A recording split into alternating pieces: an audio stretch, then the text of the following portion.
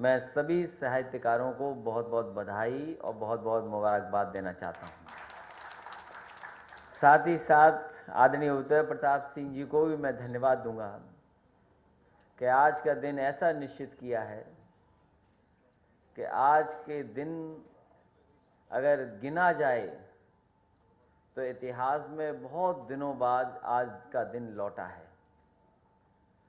ये बात मैं इसलिए कह रहा हूँ कि जिन्होंने अखबार पढ़ा होगा, थोड़ी जानकारी की होगी, वो जानते होंगे कि आज का जो चंद्रमा है रात का सबसे बड़ा है और सबसे ज़्यादा रोशनी देने वाला है, और ये लगभग 70 साल बाद पहली बार होने जा रहा है।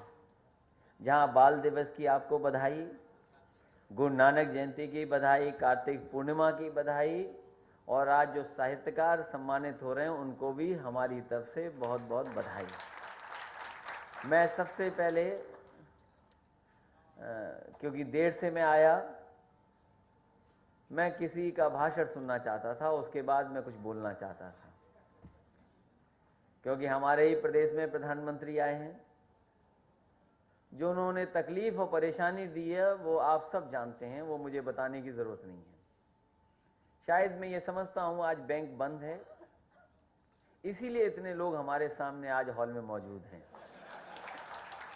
अगर बैंक खुली होती तो बहुत सारे साथी हो सकता है हमारे साथ यहाँ कार्यक्रम में ना होते, उन्हें कुछ न कुछ तकलीफ का सामना करना पड़ता है।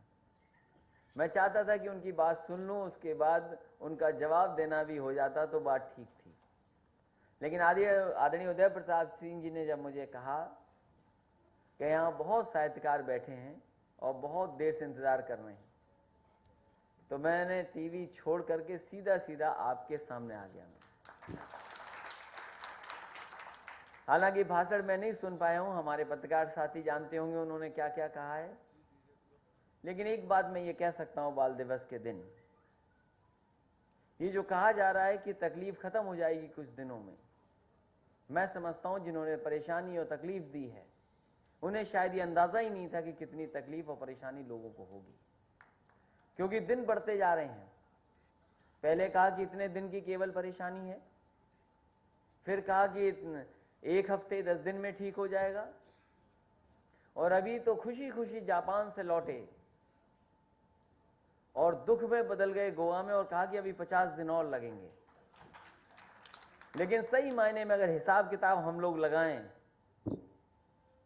ये जो परेशानी है, क्योंकि उत्तर प्रदेश बड़ा प्रदेश है, मैंने अपने चीफ सेक्रेटरी से कहा कि ऐसा करिए, मुझे जानकारी दे दो कि बैंकों में कितना पैसा पहुंच गया जो बदलना है, या हमारी ब्रांचेस में कितना पहुंच गया। अगर वो आंकड़ा हम देखें और ठीक ठाक देखें तो हो सकता है हम लोगों को 2 महीना 2.5 महीना तकलीफ बनी रहेगी इसी तरीके से। अभी 2 महीना 2.5 महीना लगा, हो सकता है उससे ज्यादा भी समय लग जाए।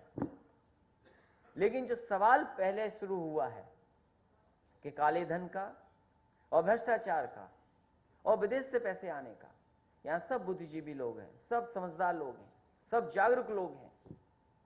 अगर हम और आप सब लोग नहीं मिलकर के अगर फैसला लेंगे और संकल्प लेंगे तो शायद 2 समस्याओं का समाधान कभी नहीं हो सकता, एक काले धन का और भ्रष्टाचार का।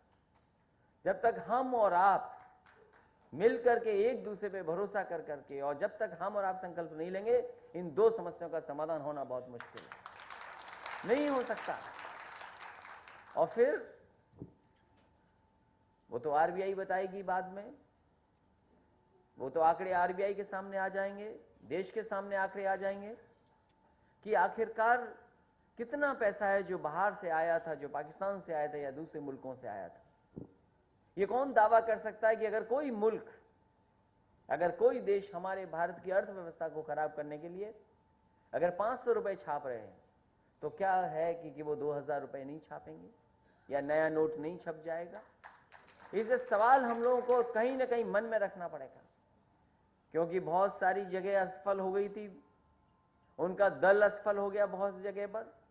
अगर हम उत्तर प्रदेश को देखें तो पहले दिन से लेकर के अभी तक कितने सवाल उठे, और जितने मुद्दे उठे वो शायद 1 हफ्ता 10 दिन 15 दिन से ज्यादा चला ही नहीं। लेकिन ये पैसे वाला मामला बहुत लंबा चलने वाला है, हालांकि हमारी समाजवादियों को तो कोई तकलीफ नहीं हुई, समाजवादियों को तकलीफ ही नहीं हुई, क्योंकि मैं देख रहा हूं ये साथी हमें हर कार्यक्रम में दिखाई दे रहे हैं, क्योंकि समाजवादियों को तकलीफ ही नहीं हुई। अगर तकलीफ होती तो शायद ये हमें एक आध बार ना दिखाई देते। इसलिए आज के मौके पर जहां हम बाल दिवस के दिन चाचा नेहरू को याद दिलाया, वहीं हम तो यही कहेंगे, हमारी और आपकी उम्र कितनी भी हो जाए, अगर हम खुश रहना चाहते हैं तो कम से कम हमारे और आपके बीच में थोड़ा बहुत बचपना बना रहे। अगर हमारा बचपना छूट गया तो हम समझते हैं हम लोग ही उसी दिन बूढ़े दिखाई देने लगेंगे।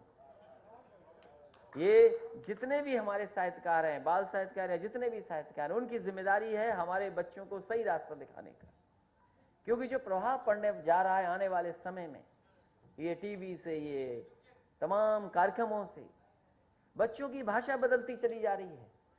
जो कार्यक्रम देखते हैं, जो टीवी पर देखते हैं, वही भाषा होती जा रही है।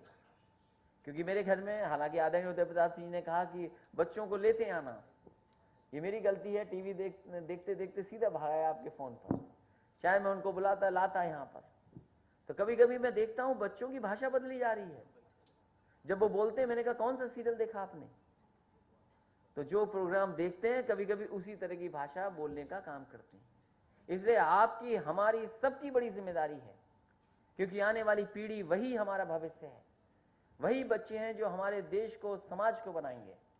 इसलिए उनके लिए बीच में, उनके सामने ऐसा अच्छा साहित्य आए, कम से कम उनके बीच में हमारे जो परंपराएं हैं, जो हमारी संस्कृति है, जो हमारा एक दूसरे को सम्मान देने का परंपरा बनी रही है, कम से कम उन बच्चों को बचपन से ही आ जाए। ये कम से कम हमारी आपकी जिम्मेदारी है, और इस जिम्मेदारी को अगर कोई निभा रहा है तो वो आदरणीय उदय प्रताप सिंह जी लगातार निभा रहे हैं। और इस हिंदी संस्थान, क्योंकि सरकार हमारी आ गई, इसलिए हम लोगों ने हिंदी संस्थान के लिए जो कर सके, लेकिन सही मायने में तो आदरणीय उदय प्रताप सिंह जी ने ये सब कुछ कराया है। ये हॉल हो, चाहे साहित्यकारों का सम्मान हो, एक सूची हुआ करती थी, सम्मान मिला करता था लोगों को, एक सरकार आई, उसने सम्मान ही बंद कर दिए। और कमाल की सरकार है, वो जो चीज लाती है वो वैसी की वैसी बनी रहती है। यहां तो सम्मान बंद किए और खजाने से पत्थरों के स्मारक बना दिए, हाथी लगा दिए। जो हाथी लगे थे वो अभी भी खड़े हैं, बैठे ही नहीं। तो समझ लो उस सरकार से क्या उम्मीद कर सकते हैं, उन्होंने साहित्यकारों का सम्मान छीन लिया। लेकिन मुझे खुशी है कि जैसे ही समाजवादी लोग लौटे, वो दोबारा हम लोगों ने साहित्यकारों को सम्मान करना शुरू कर दिया और बड़ी संख्या में उन्हें मौका दिया। इसलिए आज जब बाल साहित्यकारों को हम सम्मान दे रहे हैं, हालांकि सम्मान की राशि बहुत कम है, आने वाले समय में इसको हम लोग दुगना करने का काम भी करेंगे।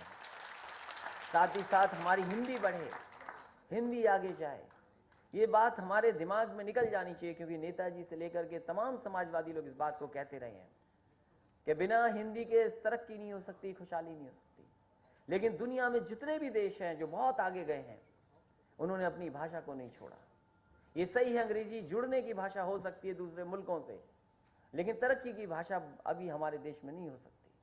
हालांकि उन्होंने बहुत तरक्की कुछ कर ली, कुछ चीजों में हम बिना उसके नहीं रह सकते, लेकिन कहीं ना कहीं हमारे साहित्य का और सरकारों को ये सोचना होगा कि हमारी हिंदी का सम्मान कैसे वापस आए और हिंदी के माध्यम से कैसे हमारा समाज और देश तरक्की और खुशहाली के रास्ते पर जाए। इसलिए मैं आदरणीय जो मुख्य अतिथि जी हैं डॉक्टर शेरजंग गर्ग साहब, उनको भी धन्यवाद दूंगा कि उन्होंने जो आशीर्वाद दिया है वही हम उत्तर प्रदेश के लोग चाहते हैं कि ये आशीर्वाद फिर उत्तर प्रदेश के लोग हम समाजवादियों को लौटा दे दें, क्योंकि उत्तर प्रदेश को जिस रास्ते पे हम लोग ले जाना चाहते हैं, जो कुछ काम किए हैं सड़क, बिजली, पानी में और संतुलन बनाने का जो काम किया है, मैं समझता हूँ यही रास्ता है उत्तर प्रदेश को आगे बढ़ाने का। और अगर किसी के पास दूसरा रास्ता है तो हमें बताए। हम लोगों ने दूसरों के रास्ते देख लिए, ये दिल्ली की सरकार का भी रास्ता देख लिया, 2.5 साल में क्या हुआ कोई हमें बता दे। अगर एम्स तभी आ पाया जब उत्तर प्रदेश की सरकार ने जमीन दी है, अगर जमीन न दी होती तो शायद एम्स नहीं आ पाता। उत्तर प्रदेश समाजवादी लोगों को कम से कम इस बात का गर्व है कि जहां जहां जमीनें दी, 2 जगह जमीन दी, 2 आज उत्तर प्रदेश में एम्स आ रहे, और दोनों जगह जमीन देने का काम समाजवादियों ने किया।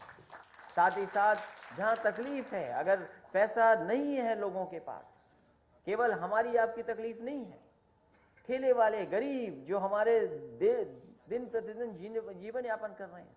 और वहीं किसान को लेकर के हमारे प्रधानमंत्री जी को बहुत फिक्र है। अभी फसल बीमा के बारे में कहा और कहा कि बुवाई होने जा रही है, और अगर बुवाई तभी तो होगी जब जेब में किसान के पैसा होगा। अगर वो भी बेचारा चला गया ब्रांच पर, बैंक पर अपना पैसा वापस करने के लिए, अपनी राशि लेने, तब बुवाई कब करेगा? अगर उनके मन में अगर वाकई में है दुख किसानों के प्रति, तो कम से कम किसानों को छूट देनी चाहिए। खाद या बुवाई का सामान लें तो कम से कम पुराने पैसों से लेने का काम शुरू करें।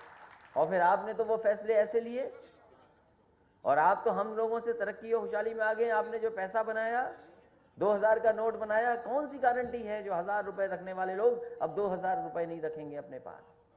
और जो काला धन है वो तो इकट्ठा कहीं ना कहीं हो जाएगा। इसलिए आपकी मशीनें भी शायद काम नहीं कर रही वो 2000 रुपए को निकालने का। इसलिए इस मौके पर हम आपको बधाई देना चाहते हैं, साहित्यकारों का शुभकामनाएं देना चाहते हैं, और ज्यादा से ज्यादा अच्छा और अच्छा कैसे साहित्य आए, बच्चों के बीच में ये चीजें आए, जिससे कि हम अपने बच्चों का भविष्य और इस समाज का भविष्य और देश का भविष्य सुंदर और अच्छा बना सकें। उसमें जो आपका योगदान है वो हमेशा रहेगा, और इससे आगे क्या योगदान कर सकते हैं उस दिशा में अगर कुछ भी सहयोग करना होगा, हम सरकार की तरफ से सहयोग करेंगे। आप सबको बहुत बहुत बधाई।